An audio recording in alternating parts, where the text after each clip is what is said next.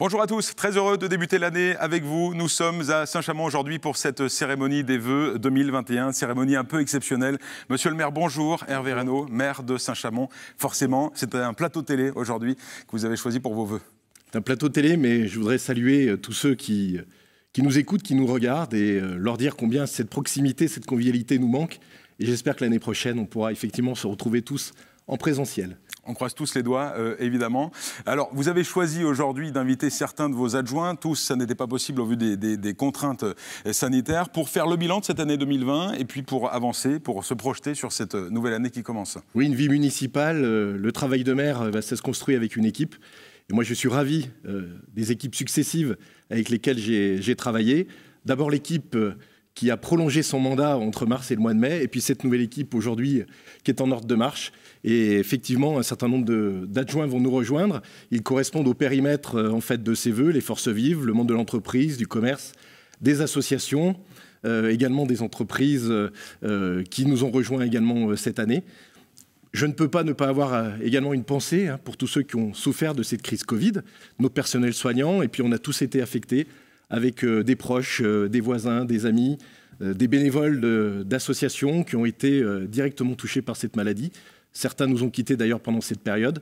Donc nous avons aussi ce regard rétrospectif, ces pensées pour elles, et on espère que 2021 va nous amener vers beaucoup mieux. On croise tous les doigts. Faire bloc, c'était le maître mot en 2020. Plus fort ensemble, c'est ce que vous allez faire en 2021 à Saint-Chamond. On va beaucoup parler de rayonnement, d'attractivité. On change de point de vue sur Saint-Chamond.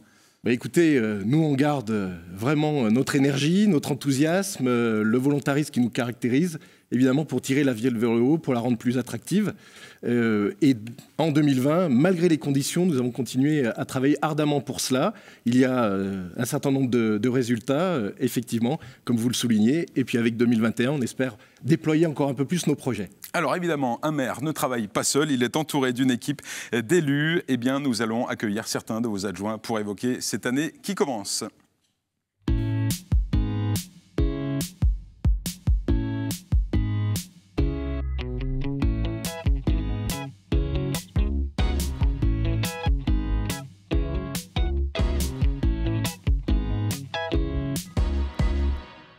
Ils sont 4 adjoints à nous rejoindre. Bonjour à tous et toutes.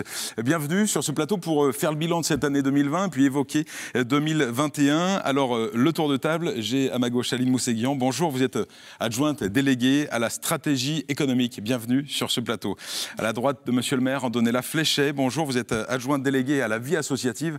On parlera évidemment de vie associative pendant cette émission. En face de vous, Régis Cadegros. Bonjour, vous êtes le premier adjoint d'Hervé Reynaud, délégué aux finances. Bonjour, bienvenue. On parlera beaucoup de santé également avec vous parce que vous êtes par ailleurs médecin, évidemment. Et puis à côté de vous, Stéphanie Calassura. Bonjour, bienvenue. Vous êtes adjointe déléguée à l'attractivité, au commerce, mais aussi au tourisme, au design et à la communication. Bienvenue à tous les 4 sur ce plateau.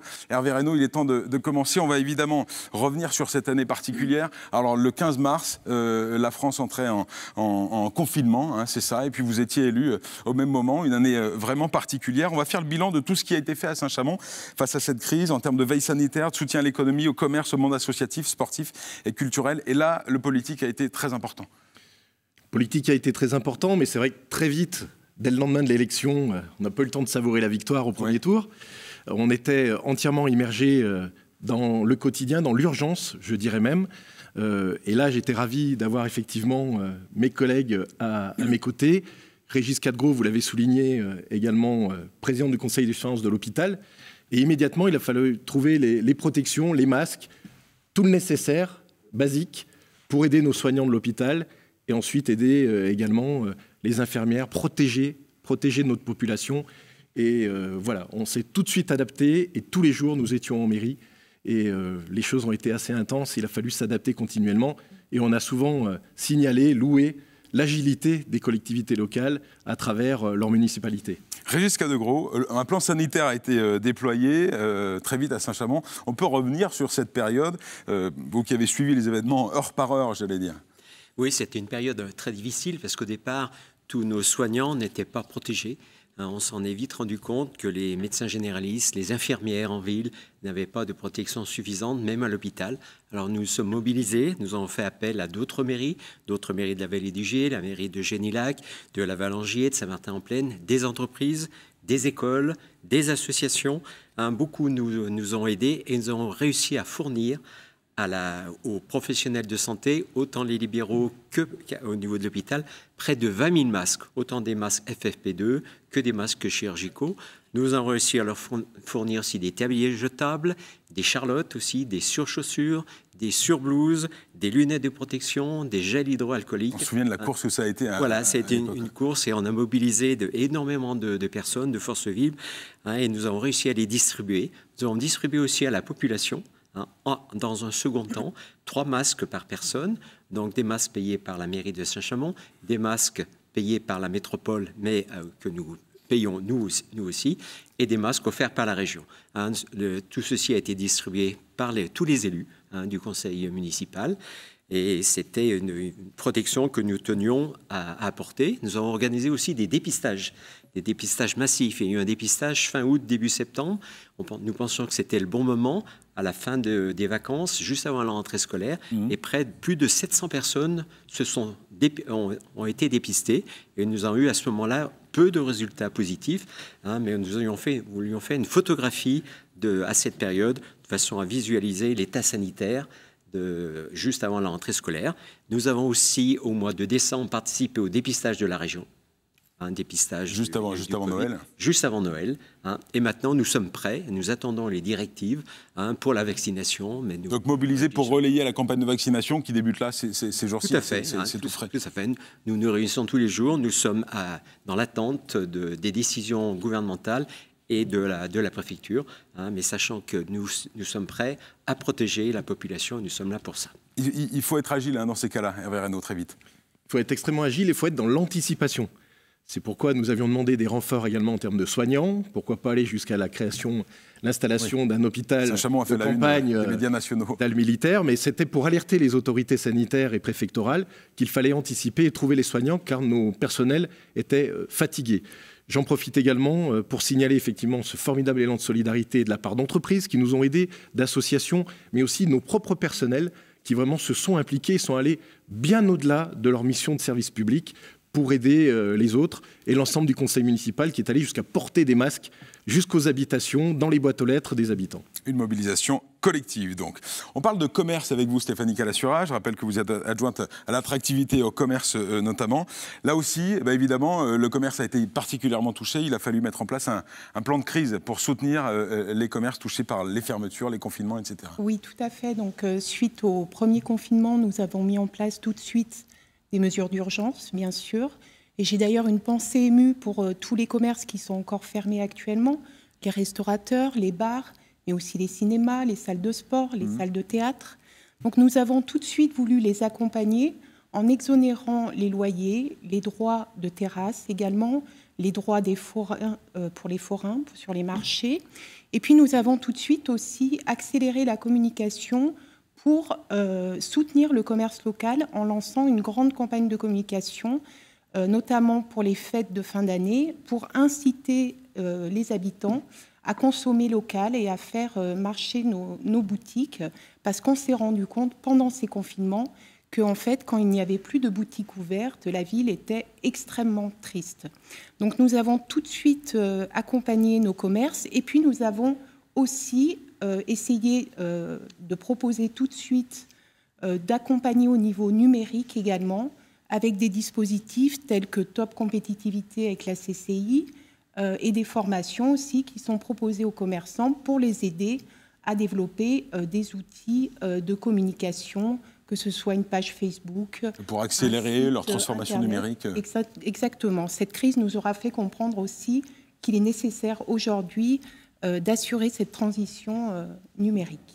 Et puis bien, pardon. Allez-y, je vous en prie. Et puis bien sûr, un plan de relance de 170 000 € a été mis en place pour accompagner, donc je l'ai dit, de façon urgente, mais aussi sur le moyen et le long terme, avec une aide auprès aussi des commerçants pour déployer le dispositif des chèques cadeaux. Donc là aussi, on a abondé de 15 000 euros la subvention que l'on donne au comité d'entreprise de la ville de Saint-Chamond pour que les habitants bénéficient aussi de ces chèques cadeaux. C'est-à-dire que lorsqu'ils achètent 100 euros de chèques cadeaux, ils en ont en fait 200 et ça leur permet de consommer dans les boutiques locales. Donc c'est tout un tas de mesures comme ça et puis plus largement des mesures aussi d'accompagnement pour la prospection et essayer de faire venir d'autres boutiques sur la ville. On en parlera justement des boutiques qui arrivent sur la ville. Les gens ont joué le jeu très clairement, visiblement. Les fêtes de Noël se sont bien placées. Ça a rattrapé un peu la période morose que les commerçants ont vécue. Ben oui, cette crise a été également un accélérateur au niveau de nos fonctionnements, d'un certain nombre de nouvelles procédures, de nouveaux moyens mis en œuvre. Et ce qui est ressorti également de cette crise, c'est que les gens ont retrouvé leurs produits de proximité, de terroir, et donc leur commerce également de détail. Et je me réjouis qu'un grand nombre de Saint-Chamonais aient pu se tourner pour soutenir leurs commerçants. Et d'ailleurs, on l'a vu pendant cette période des fêtes, les commerçants qui avaient la chance d'être ouverts ont pu bénéficier effectivement de cette affluence. Et nous l'avons relayé, largement encouragé par une campagne de communication extrêmement forte. Et il faut retenir ces éléments, et je l'espère, au-delà de la crise, nous sommes les premiers ambassadeurs de notre ville, et également le consommateur a ce pouvoir de pouvoir faire fonctionner son commerce de proximité. On verra tout à l'heure quels sont les dispositifs déployés en 2021 encore pour soutenir le commerce. Vous parliez de nouveaux commerces qui s'installent, d'ailleurs, qui se sont installés déjà. Oui, parce que malgré la crise, en 2020, c'est 15 commerces qui ont ouvert sur la ville de Saint-Chamond. Grâce, alors en cœur de ville, je parle du cœur de ville, et en effet, c'est grâce aussi à cette politique de développement en matière de commerce que l'on a mis en place déjà depuis 2014, que l'on a aujourd'hui de nouvelles enseignes qui arrivent sur la ville, puisqu'on a préempté des locaux, 8 locaux préemptés depuis 2015, rénové un certain nombre de cellules commerciales, et aujourd'hui, ces cellules, nous pouvons les proposer à des porteurs de projets, et nous avons récemment, par exemple, du pareil au même, qui est venu s'installer rue de la République, grâce à cette démarche de préemption et de rénovation des cellules commerciales. D'où l'importance d'avoir une démarche incitative. Tout à fait, c'est ce qu'on veut continuer justement à faire aujourd'hui. Et on a d'ailleurs beaucoup développé l'équipe de prospection pour justement maintenant étendre plus largement ce dispositif. Merci beaucoup. On reviendra aux commerçants tout à l'heure avec vous. On va parler de vie associative maintenant avec vous, Antonella Fléchet. La vie associative, elle aussi, alors on ne les compte plus, les secteurs impactés malheureusement par ce Covid.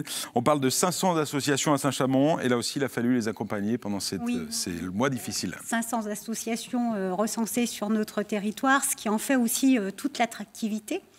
Parce qu'elle contribue à l'attractivité de Saint-Chamond. C'est ça, la vie commerçante, les associations, la culture. Exactement, elles y contribuent énormément, puisqu'elles portent de nombreuses animations et elles apportent des animations et des activités aux Saint-Chamonais. Elles aussi, elles ont été fortement impactées par le Covid. Toutefois, nous avons maintenu notre accompagnement aux associations puisque nous avons maintenu en 2020 le taux des subventions. Pas moins de 2 450 000 euros sont répartis sur les associations partenaires de la collectivité. Et un accompagnement au quotidien a été proposé aux associations durant toute la période de crise et encore actuellement, puisqu'un service leur est dédié. Et cet accompagnement est là pour les conseiller, les informer des nouvelles directives gouvernementales et des nouveaux dispositifs à mettre en place en matière sanitaire. C'est vrai qu'il y a les décrets affluents, on ne savait pas tellement toujours quoi faire, comment accueillir les gens. Tout à fait. Il y avait toujours une phase de décortication de ces décrets parce que, parfois, certains articles venaient contredire l'article précédent. Donc, il a fallu auparavant analyser ces décrets et retraduire toutes ces directives auprès des associations. Donc, un travail qui a été fait au quotidien par ce service, qui est resté en lien pendant toute la crise Covid et qui l'est encore aujourd'hui. Et je tiens particulièrement à remercier tous les agents du service qui contribuent justement à ce lien avec les associations. Alors, il faut dire qu'avec la vacance forcée de certains établissements, de certains lieux, de certaines salles, pardonnez-moi, vous avez profité de cette vacance forcée pour réaliser des travaux, redéployer un peu les agents. Exactement. Nous avons profité de ces périodes d'inactivité pour entreprendre des travaux de rénovation, de rafraîchissement de certaines salles. D'ailleurs, je tiens à remercier également les agents de la collectivité qu'on a redéployés et que l'on a retrouvés sur des missions qui paraissaient parfois bien incongrues, puisqu'on a pu retrouver effectivement des maîtres nageurs avec des pinceaux, puisqu'ils ont repeint des locaux et rafraîchi des locaux que nos associations pourront retrouver, nos associations et même les particuliers, puisque au niveau du service vie associative, on pourvoit aussi à la location pour les particuliers, pour des fêtes de famille. On espère retrouver ces temps très très vite, puisque on en est malheureusement frustré pour l'instant, et retrouver des espaces, ma foi, agréables à vivre. Et ça contribue aussi au bien-être et à l'attractivité, encore une fois, de notre territoire. Hervé Reynaud, une nouvelle enveloppe d'aide aux associations en difficulté a été votée dernièrement. Oui, lors du dernier conseil municipal, nous avons voté une aide de soutien aux associations pour passer le cap de cette fin d'année, puisque un certain nombre d'activités, effectivement, sont arrêtées.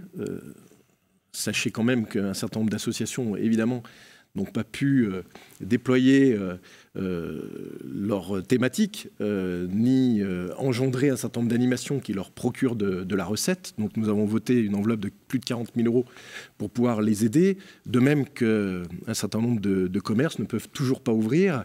Et on était tout à fait peinés de voir que certains commerces étaient estampillés essentiels et d'autres non essentiels. Je pense que c'était au minimum une grave maladresse que d'évoquer les choses de cette façon. Donc il faut les soutenir, leur permettre de passer le cap. La crise n'est pas finie, il faut pouvoir s'accrocher dans la durée. Et donc le budget 2021 qui se profile sera aussi là pour abonder ces aides. Mais nous souhaitons être au rendez-vous pour les soutenir dans l'urgence, mais comme l'ont dit mes collègues également, sur le moyen et le long terme. Merci beaucoup. Je vous garde, Hervé Reynaud. On parle à présent d'économie. Et il faut évidemment évoquer cette fin d'année 2020, marquée par un coup dur, la situation de Kidiliz et la mobilisation des élus. Oui, la fermeture de Kidiliz suite à un rachat par un groupe chinois il y a 2 ans. J'ai apprécié la solidarité de mes collègues de la métropole qui ont voté ensemble, ainsi qu'au département, une motion de soutien, et chacun dans leurs conseils municipaux. Cette mobilisation, malheureusement, n'a pas trouvé l'écho nécessaire au niveau national. Aucune réponse de la part de nos gouvernants.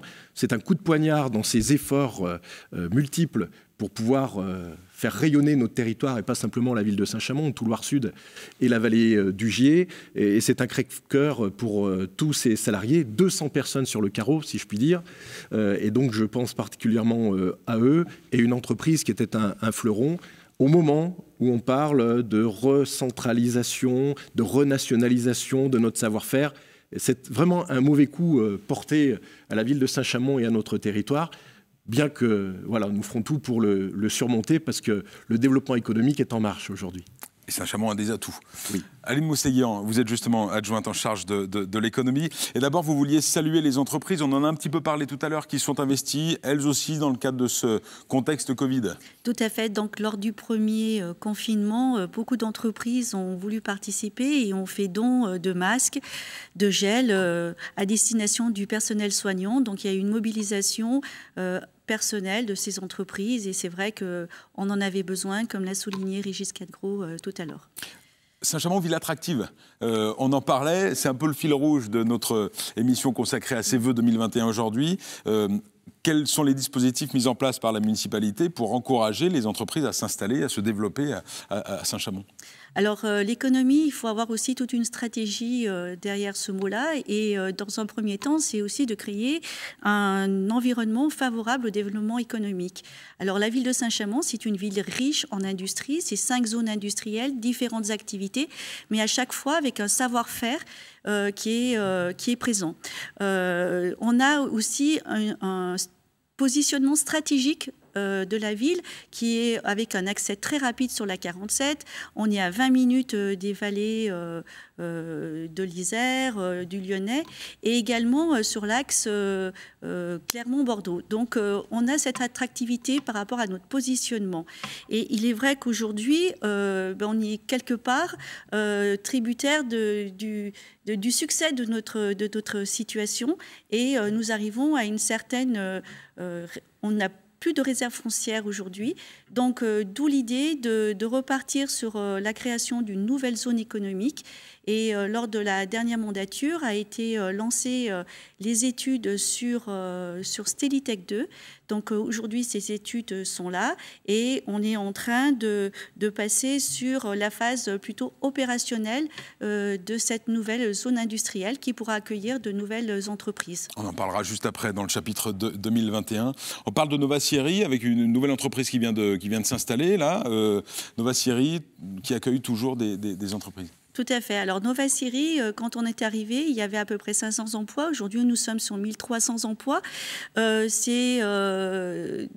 dès 2014, il y avait la plateforme PME qui s'est remplie très, très rapidement.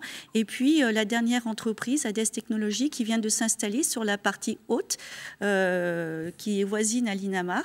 Donc, nous sommes en chantier de les avoir sur notre territoire aussi.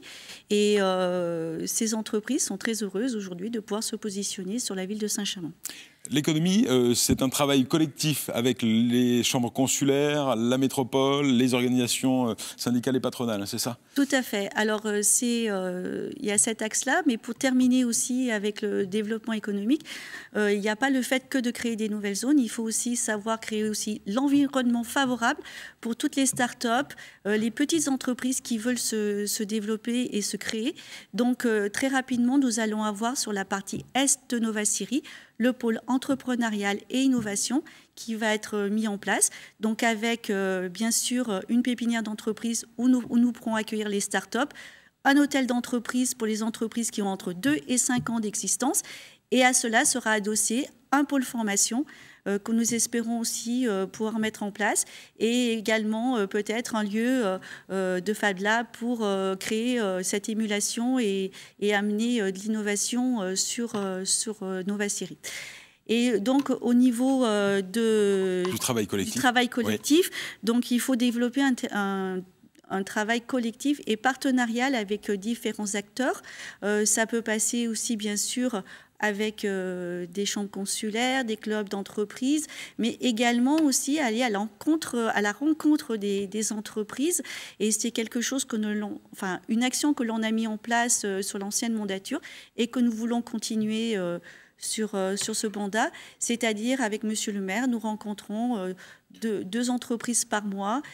Ça a pour but surtout de connaître les entreprises, connaître les dirigeants, connaître leurs activités, faire un moment d'échange, voir leurs besoins et aussi pouvoir prévoir le futur avec ces échanges-là.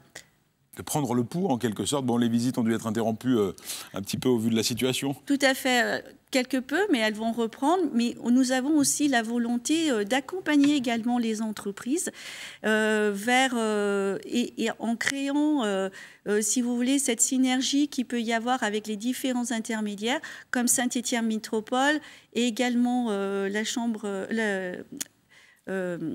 l'entreprise, la chambre de commerce. La chambre de commerce et puis l'agence régionale économique régionale qui vont être présents lors de petits déjeuners prochainement, qu'on avait déjà prévu de faire en novembre, mais au vu du confinement, seront reportés sur le premier trimestre. Et là, les entreprises, les chefs d'entreprise pourront échanger avec les interlocuteurs et voir avec eux si on peut trouver des dispositifs qui peuvent correspondre à leurs besoins. Hervé Reynaud, le fait de prendre le pouls des entreprises comme ça pour anticiper leurs besoins? C'est très important puisque les entreprises qui nous écoutent, elles ont un calendrier souvent qui ne correspond pas avec l'ensemble des normes réglementaires ou le temps de l'administration. Donc il faut s'adapter, il faut être réactif. Et c'est en cela qu'il faut pouvoir anticiper. Je signalerai simplement que pendant la crise, au-delà de la continuité du service public qui était important à entériner, il était important également de continuer les projets et de faire en sorte que nous ayons également des travaux à proposer aux entreprises. Et de nombreux artisans ont apprécié de pouvoir travailler pour la commune, travailler pour la métropole, pour pouvoir continuer à avoir aussi de l'activité lorsque ça leur a été permis. Ça, c'était important également, qu'en tant que donneur d'ordre, nous soyons toujours au rendez-vous des projets pour que derrière, l'emploi, l'activité puisse se maintenir. Régis Cadegros, on va terminer ce volet 2020 avec vous. Au vu de ce qu'on vient de se dire sur 2020, un contexte très particulier, que se passe-t-il au niveau des finances à Saint-Chamond? Oui, alors après le traumatisme, il y a le traumatisme de la baisse des dotations de l'État que nous avons subi sur la dernière mandature. Je rappelle que nous avons perdu quand même en cumulé 5 millions d'euros sur la mandature. 5 millions sur 6 ans, c'est 900 000 euros par an. Ça représente 5 points d'impôt sur la commune. Donc malgré ce traumatisme, nous avons réussi à stabiliser nos finances, à désendetter la ville. Là-dessus est arrivée cette crise sanitaire qui nous a fait perdre là encore beaucoup d'argent, parce que nous avons perdu en 2020 900 000 euros de recettes en moins. 900 000 euros avec des pertes de droits de place en moins pour les marchés forains, l'occupation des terrasses, des pertes de loyers, des locations de salles en moins, des produits et des services en diminution, au niveau des crèches, au niveau de la piscine, au niveau des spectacles, au niveau des redevances de tennis, de boulodrome. Parallèlement, nous avons eu une augmentation de nos dépenses avec l'achat de vêtements de protection, des gels hydroalcooliques, l'adaptation des postes de travail, des masques, le nettoyage des locaux qui ont été beaucoup plus importants. Donc malgré tous ces phénomènes, nous avons stabilisé donc nos finances et nous n'avons pas augmenté les taux d'imposition en 2020. Et je peux annoncer que le prochain budget 2021, il n'y aura pas d'augmentation des taux. Nous tenons à protéger la population, à continuer notre politique que nous menons depuis 2014. Et malgré encore cette situation difficile, nous avons réussi, encore une fois, à bien stabiliser notre état financier et nous n'augmenterons pas les taux d'imposition. Nous continuerons à être à l'écoute des Saint-Chamonnais et à les protéger. Merci beaucoup pour ce bilan de cette année 2020. On marque une courte pause et on se retrouve juste après pour évoquer 2021.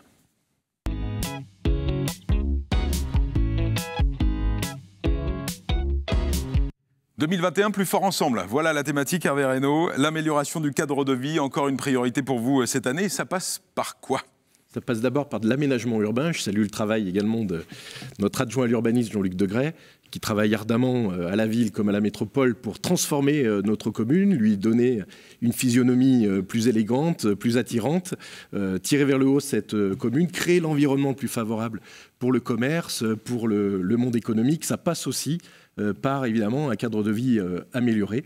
Ça passe aussi par un cadre de vie sécurisé. Je salue notre nouvel adjoint à la sécurité, Gilles Gréco, également. Nous avons mis en place une nouvelle brigade de nuit jusqu'à 2 h du matin de nos policiers municipaux, en augmentant également le nombre de caméras et de policiers. Pour nous, c'est toujours important d'avoir une ville propre, bien entretenue, qui avait obtenu également sa 3e fleur, et avec une rénovation urbaine qui change complètement le visage. Et au-delà de l'image, et cette image, on essaye de la transformer par le travail de marketing territorial, lorsqu'on vient à Saint-Chamond, c'est une ville que l'on ressent comme attractive, une ville à taille humaine, une ville à la campagne, mais une ville avec laquelle on a envie de prospérer. Quels sont les grands projets d'aménagement qui vont marquer cette année 2021 ? On ne peut pas citer tous les aménagements, mais quels sont les projets phares ? Ils seront nombreux, mais nous allons continuer la rénovation notamment des places publiques, des espaces publics, avec la rénovation de l'hypercentre de Saint-Chamond, la place de la Liberté, la place d'Orient, tout le secteur de cet hypercentre, la place Île-de-France, son esplanade également sur Fonsala, la place Louis-Comte sur le secteur du Creux, les travaux vont commencer dès le mois de février, également la place Néran à Saint-Julien. Donc c'est vraiment ce qui façonne et ce qui fait le fil rouge de notre action pour transformer vraiment cette ville. Il reste beaucoup à faire également sur le site de Nova Syrie. Il reste un certain nombre de friches. Là, nous travaillons avec Saint-Étienne Métropole.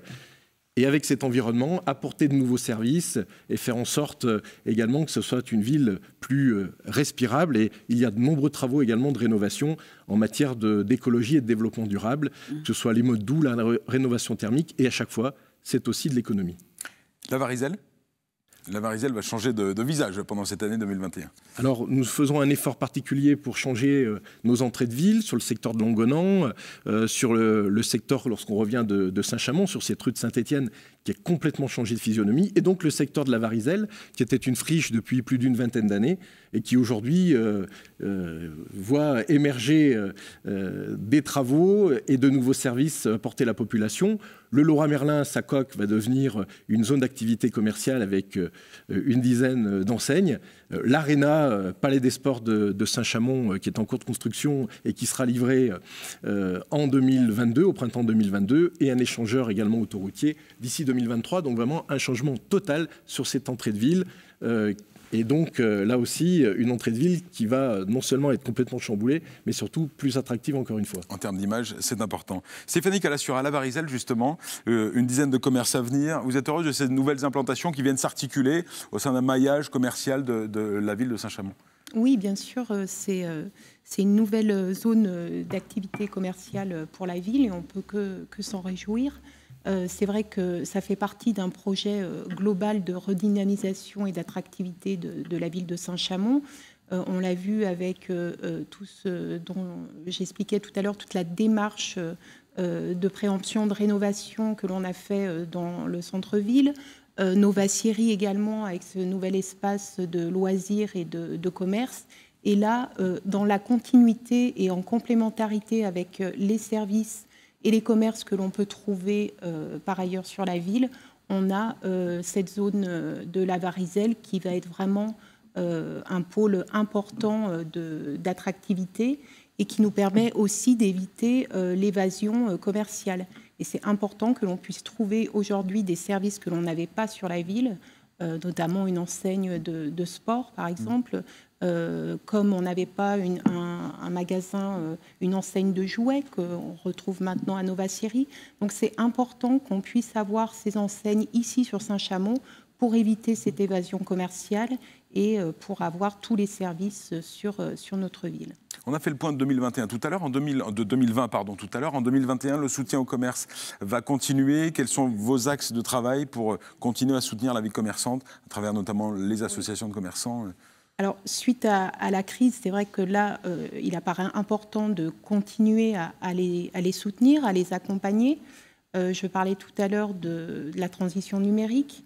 Là, je pense que vraiment, on doit continuer sur cette voie de la transition numérique pour les accompagner, notamment au niveau de dispositifs en lien avec la CCI, mais aussi des dispositifs villes que l'on met en place. Et puis aussi vraiment essayer d'attirer encore de nouvelles enseignes sur la ville.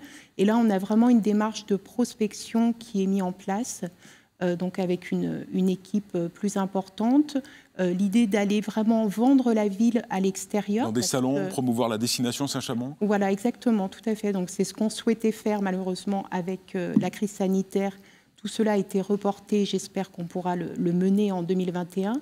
Mais c'est bien sûr participer à des salons de franchise, notamment à Lyon, à Paris, et aussi à Saint-Chamond, proposer des rendez-vous business, inviter des porteurs de projets qui pourraient être intéressés pour se développer sur la ville, leur présenter la ville, ses projets, ses équipements, faire une visite des différentes zones commerciales pour leur montrer les possibilités d'implantation. Donc ça, c'est vraiment un travail que l'on a démarré. On a préparé tous les outils. On devait démarrer en novembre, mais voilà, on démarrera plus tard en 2021. Mais en tout cas, c'est une action forte que l'on va mener pendant tout le mandat. Aline Mousséguian, en termes de vie économique, vous avez évoqué Stellitech 2 tout à l'heure, ainsi que le pôle entrepreneurial. 2021, là aussi, une année où l'économie va avancer. Tout à fait. Donc, au niveau de ces projets-là, donc on va être sur une phase de travail, de mise en place des projets, mais également, aujourd'hui, l'objectif, c'est de continuer à être au niveau du service économique à Saint-Chamond, d'être une porte d'entrée vis-à-vis des entreprises, qu'on puisse être aussi des facilitateurs dans leurs projets, donc être des interlocuteurs privilégiés. Donc, c'est surtout là-dessus que nous travaillons, d'être aussi le relais entre les entreprises et les différentes structures qui existent, comme je vous disais tout à l'heure, Saint-Étienne Métropole et d'autres structures. Hervé Reynaud, vous parliez tout à l'heure de sécurité et de tranquillité publique. C'est un des axes de votre politique en 2021. Créer l'environnement plus favorable, c'est évidemment refaçonner la ville, mais c'est aussi la rendre plus sereine, plus tranquille. Donc nous avons mis en place effectivement un plan de déploiement de caméras de vidéoprotection extrêmement important. Nous sommes passés entre 2014 et aujourd'hui de 10 à 150 caméras et nous allons le poursuivre en 2021, augmenter les effectifs de 30% de police municipale, cette brigade de nuit dont j'ai parlé tout à l'heure. Effectivement, je crois que la population, c'est la première des libertés que la sécurité et nous allons continuer dans ce sens-là. C'est extrêmement important. On ne peut pas changer la ville, l'améliorer, l'embellir sans qu'elle soit plus tranquille. Donc c'est vraiment un axe très fort pour nous. La brigade propreté également mise en place. La brigade propreté, la brigade anti-tag, tout un tas d'éléments au niveau de nos services qui nous permettent d'être réactifs, de ne pas faire en sorte qu'il reste des saletés tout un week-end. Ça, c'est extrêmement important. Le respect s'applique lorsque effectivement, la ville est bien entretenue. Antonella Fléchet, on parle des associations à nouveau. Toujours dans ce cadre de vie, plus fort ensemble, il faut des associations sportives, culturelles, qui aillent bien. Alors 2021, on croise les doigts pour que la situation se calme un peu et que chacun puisse retrouver une vie associative et culturelle. Oui, en effet, on croise les doigts. On espère que nos associations vont pouvoir reprendre leurs activités, que leurs adhérents vont afficher une certaine solidarité aussi et retourner auprès de leurs associations et reprendre là aussi leur adhésion parce que bon, c'est source de financement, tout en assurant aux associations le maintien des subventions, en appelant à la solidarité aussi, puisque certaines l'ont déjà fait et ont renoncé à leur demande de subvention, puisque cette année ayant été, pour ainsi dire, une année blanche, les besoins financiers ne sont pas présents pour la saison à venir. Donc, en appeler aussi à cette solidarité pour pouvoir continuer à accompagner le monde associatif, l'accompagner dans sa reprise, puisque là est notre plus grande inquiétude. Aujourd'hui, tout le monde est à l'arrêt, c'est la reprise. Comme je vous le disais tout à l'heure, c'est une de nos richesses, une richesse et puis qui contribue à l'attractivité de notre commune. Donc nous émettons le vœu que cette reprise soit également présente pour les associations. Des rénovations d'établissements sociaux, culturels également prévues dans le cadre de cette année 2021. Oui, on a mis à profit cette année également pour continuer à déployer nos projets en matière culturelle avec la création d'une nouvelle salle dans l'ancien cinéma, la salle Roger Planchon, une salle de spectacle de 200 places. Donc avec Sandrine Françon, adjointe à la culture, nous mettons tout en place pour très vite retrouver cette activité culturelle, la maintenir avec nos médiathèques qui ont continué à fonctionner en click and collect, également le Printemps des poètes, l'ambition de labelliser la ville en poésie. Donc nous continuons encore une fois, d'avancer en la matière et j'espère que nous serons très heureux tous ensemble de se retrouver pour de grandes manifestations que nous avons dû annuler cette année, comme la fête de la musique ou des fêtes populaires autour du Corso. Et puis les manifestations sportives également, qui sont des vecteurs de communication très importants, avec l'adjoint au sport, notre jeune adjoint au sport Axel Dugas, là aussi une rénovation complète de nos équipements, et également l'articulation entre cette aréna, la salle Bouloche, et également des structures appropriées pour des clubs de haut niveau, que ce soit le handball, le volleyball féminin et bien sûr le basket à Saint-Chamond. Troisième axe, c'est le développement durable. Alors on pourrait dire que ça c'est un fil rouge, c'est très transversal dans toutes les politiques que nous avons évoquées. Malgré tout, quels sont les points majeurs sur lesquels on peut insister quand on parle de développement durable? La rénovation thermique qui est très important. Nous avons fait un gros travail à ce niveau-là au niveau des bâtiments de la commune. Également la solarisation, l'installation de panneaux solaires sur de nouveaux bâtiments, que ce soit avec le bailleur social au niveau des bâtiments de la ville. La création d'espaces de fraîcheur qui sont également en place, particulièrement au niveau scolaire. Et d'ailleurs, nous sommes en train de rénover nos écoles, l'école Lamartine et demain l'école Croix-Berthaud et Chavannes. L'installation de cantines que nous avons mis en place également pour apporter de nouveaux services, à chaque fois avec une démarche éco-responsable et le déploiement du plan vélo métropolitain qui sera là aussi un élément extrêmement important. Voilà, résumé de manière succincte, mais cette volonté d'avoir une ambition, écologie doit rimer avec économie et également que l'on soit tout à fait éco-responsable pour projeter la ville également vers son futur. Régis Cadegros, un mot sur les finances en 2021 ? Alors, comme je le disais tout à l'heure, il n'y aura pas d'augmentation des taux d'imposition. Nous continuons à maîtriser parfaitement la situation financière. Notre dette a diminué par rapport à notre arrivée. Nous avons eu 30% de dette en moins.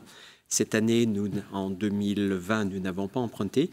Nous avons un bilan ambitieux pour l'année prochaine, puisqu'il est prévu près de 12,5 millions d'euros d'investissement en dépenses d'équipement pour l'année prochaine, qui nous ferait emprunter quelques millions d'euros, mais la ville peut se le permettre pour l'instant, sachant que nous maîtrisons. Et j'aurais quand même là remercier tous mes collègues de la majorité, tous les services, de la mairie aussi, pour les efforts qui sont faits pour maîtriser nos dépenses de fonctionnement, parce qu'on arrive à avoir ce haut niveau d'investissement, parce qu'on arrive à maîtriser nos dépenses de fonctionnement sur la ville. Donc je tiens vraiment à les remercier parce que c'est un gros travail qui a été fait. Nous avons stabilisé nos dépenses de fonctionnement en moyenne à 0,5% par an depuis 2014. C'est 5 fois moins par rapport à l'ancienne mandature. Par rapport à l'ancienne mandature avant 2014. Donc c'est un gros travail qui a été fait. Bravo, merci beaucoup Régis Cadegros. Je voudrais vous remercier également, mesdames, Stéphanie Calassura, Andonella Fléchet, Aline Mousséguian, pour avoir participé à cette cérémonie un peu particulière des vœux 2021. Hervé Reynaud, il est temps à présent de conclure cette cérémonie. Je vous laisse vous adresser directement à ceux d'entre vous qui nous regardent.